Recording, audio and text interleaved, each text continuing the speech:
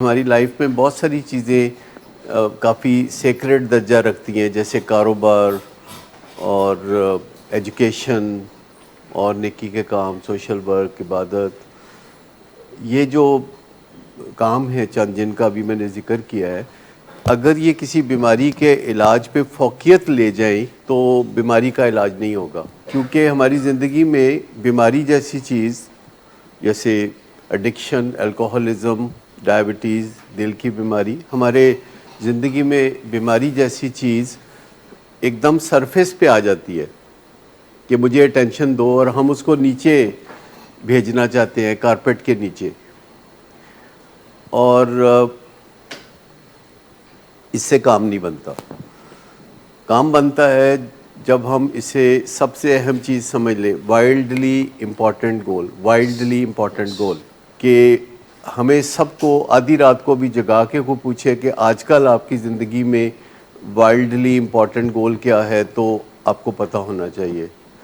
आधी रात को भी कुछ भी हो सकता है वो हमारी ज़िंदगी में वाइल्डली इम्पॉर्टेंट गोल।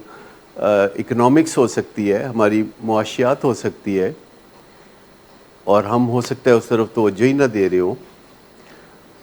हमारी ज़िंदगी में सबसे अहम चीज़ एजुकेशन हो सकती है, पर हम क्लासरूम में नहीं जाते, हम कैफेटेरिया में बैठ के तो या ब्रेकअप कर रहे होते हैं या मेकअप कर रहे होते हैं। तो कई दफ़ा जो वाइल्डली इम्पॉर्टेंट चीज़ है जो हमारी ज़िंदगी में सरफेस पे आ जाती है, हम उससे मुंह मोड़ना चाहते हैं क्योंकि वो हमसे हार्ड वर्क और स्मार्ट वर्क मांग रही होती है। एडिक्शन और दीगर बीमारियां भी ऐसे ही हैं कि ये जब सरफेस पे आ जाती हैं, ऊपर आ जाती हैं, तो इनको तवज्जो देना पहला काम है। लेकिन ज़्यादातर लोग तवज्जो किस तरफ दे रहे होते हैं कि किसी को पता न चले।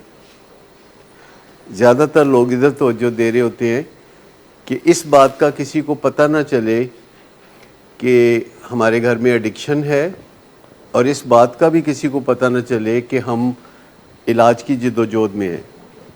ज़्यादातर जो इस वक्त मेहमान हमारे इस हॉल में बैठे हुए हैं, वो हत्तुल वसा किसी को बता के नहीं आए कि हम कहाँ जा रहे हैं, और अगर हम उनको यरगमाल बना लें तो कोई मसला नहीं होगा। तो ये जो वाइल्डली इम्पॉर्टेंट गोल है, ये आया छुपाना है या इलाज पे फोकस देना है। और अगर उसमें हम इसको तरजीह नंबर 1 और तरजीह नंबर 2 में बांटे, तो तरजीह नंबर 1 ये होगी कि हमें इलाज पे तवज्जो देनी है। तरजीह नंबर 2 ये है कि अगर हो सके तो किसी को पता ना चले, पर इससे उलट नहीं। और वाइल्डली इम्पॉर्टेंट गोल जो है वो सडनली सरफेस पे आता है, बाज़ औक़ात कुछ अरसे के बाद वो नीचे चला जाता है।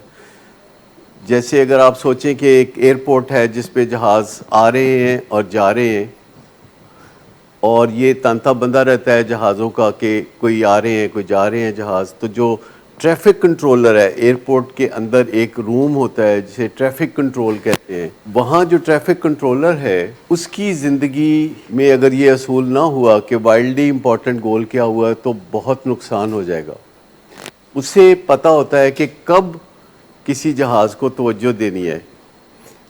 मुझे बताइए कि कौन से जहाज़ पे उसकी तवज्जो होनी चाहिए, जिसने अमेरिका से, न्यूयॉर्क से टेक ऑफ किया है, या लंदन से टेक ऑफ किया है, या जो समंदर के ऊपर से ट्रैवल कर रहा है, या जो गुजरांवाला से गुजर के लाहौर एयरपोर्ट की तरफ आ रहा है, या जो शाहदरा क्रॉस कर चुका है। तो जो लैंडिंग, जिसकी बारी है लैंडिंग की।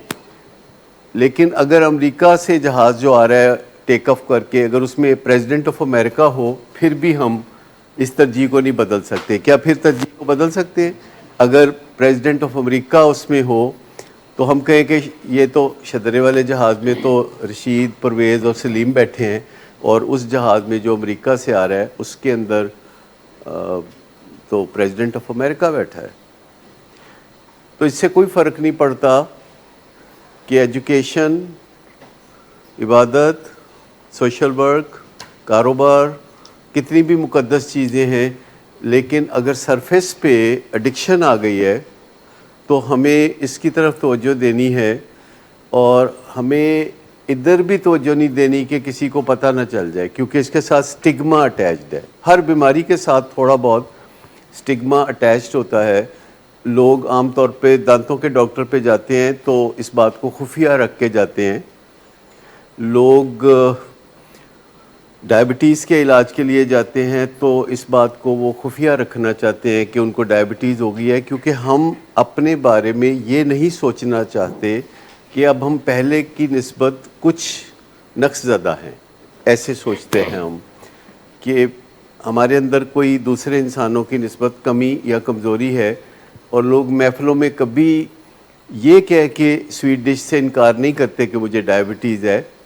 उसके लिए वो या तो मोस्ट ऑफन स्वीट डिश खा लेते हैं या फिर वो कोई बहाना बना देते हैं कि मैं डाइटिंग कर रहा हूँ या मुझे कोई और मसला है। लेकिन एयरपोर्ट पे जो कंट्रोलर है,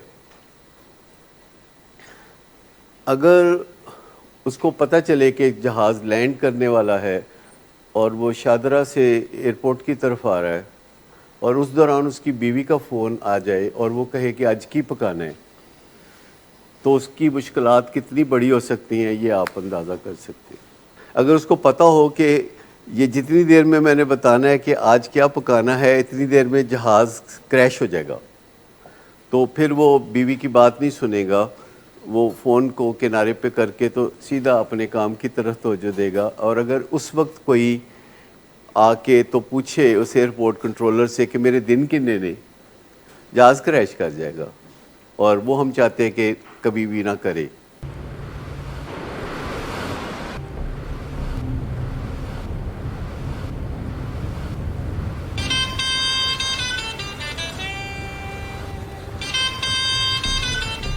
अच्छा, तो अभी तक तुम्हारा इस चीप लड़की के साथ चक्कर चल रहा है?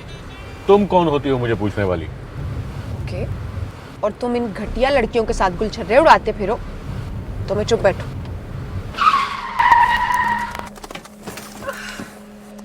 Get out.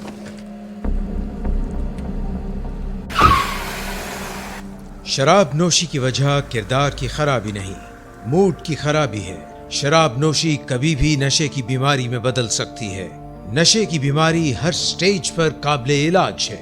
मदद हासिल कीजिए, क्योंकि वो ऐसा नहीं करेगा। विलिंग वेज से मदद हासिल कीजिए, कहीं से भी मदद हासिल कीजिए, लेकिन फौरी मदद हासिल कीजिए। जिस मुआवजे के इंतजार में आपने बहुत देर कर दी, अब वो दस्तक दे रहा है। मदद हासिल कीजिए, मदद हासिल कीजिए, मदद हासिल कीजिए।